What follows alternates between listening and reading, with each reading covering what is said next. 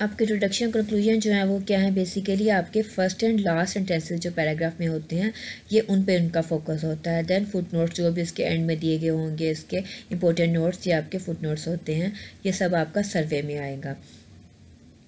Then there comes Q for question. So write question to give purpose and improve concentration. अब आपने question right करने हैं ताकि आपको पता हो कि इसका पर्पस क्या है और आपकी कंसंट्रेशन जो है उसको भी वो जो है उसको फर्दर इम्प्रूव करेगा। This aids comprehension. इससे क्या होता है, आपकी कम्प्रीहेंशन, आपकी अंडरस्टैंडिंग में जो है वो हेल्प मिलती है।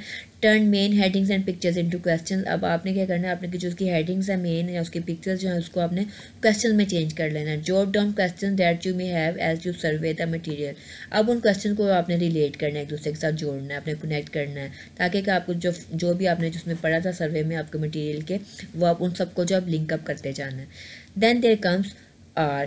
There are 3 R in this method. So the first R stands for read. So search for answers to your questions, make notes and highlights main ideas that support the concept. आपने क्या करना है, उन questions के answer को search करना है, then अपने नोट्स बनाना है, हाईलाइट करना है मेन आइडिया को जो कि सपोर्ट कर रहे होते हैं उस कॉन्सेप्ट को। Then R the second R that is for recite. So reciting helps to put the information into your long term memory.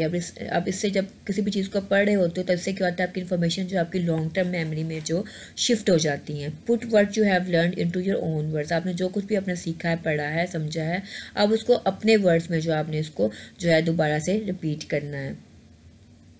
Then the third R that is review. It is important to review the material to understand and remember it. अब आपके लिए जो भी आपने review किया था material या data जो भी था, आपने इसको समझने के लिए, इसको याद करने के लिए रिव्यू करना बहुत ही ज़रूरी है। Did you answer all of these question and understand the information. क्या आपने सारे सवालों को और जो भी आपके इन्फॉर्मेशन थी आपने उसको समझ लिया है। Then reviewing each time you study will eliminate the need to cram for a test. अब आप अगर रिव्यू कर लेंगे हर बार जो भी स्टडी कर रहे होते हैं, तो ये आपकी जो रट्टा लगाने की जो आपकी एक आदत है उसको जो है वो ख़त्म करेगा, उसको कम करेगा किसी भी टेस्ट के लिए। So student, these are all the strategies for reading. हमने इसके 2 लेक्चर जो हमने इसको कंक्लूड किया।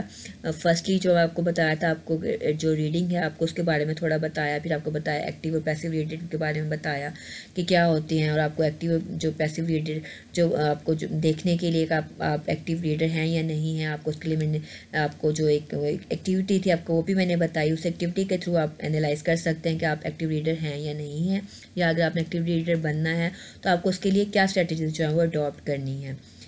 तो ये सब जो आपका रीडिंग कॉम्प्रीहेंशन का पार्ट है, अगर आप इन सब को फोकस करेंगे तो आपकी जो रीडिंग है, जो आप कोई भी आपको लेक्चर या किसी नोट्स को या कोई भी आपका जो चैप्टर है आपको उसकी अंडरस्टैंडिंग के लिए उसको प्रॉपर अच्छे तरीके से आपको according to your exams point of view आप जो इसको प्रिपेयर करने में आपको हेल्प मिलेगी अगर आप इन सब पॉइंट्स को अच्छे से याद कर लेते हैं। ओके स्टूडेंट्स, टेक केयर, अल्लाह हाफिज़।